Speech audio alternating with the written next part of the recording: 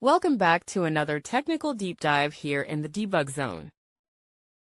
Today, we're tackling a big question and breaking it down with insights from other users.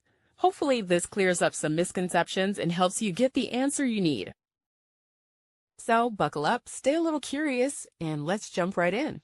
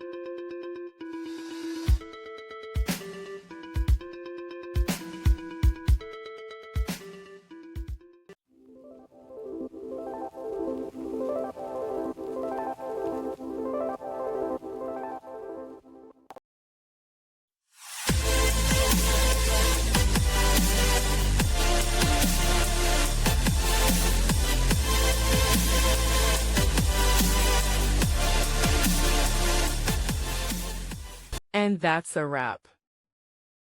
I hope you found the answer you were looking for. If you did, take a second to hit that subscribe button. It really helps out. And let me know in the comments which solution worked best for you. See you next time in the debug zone.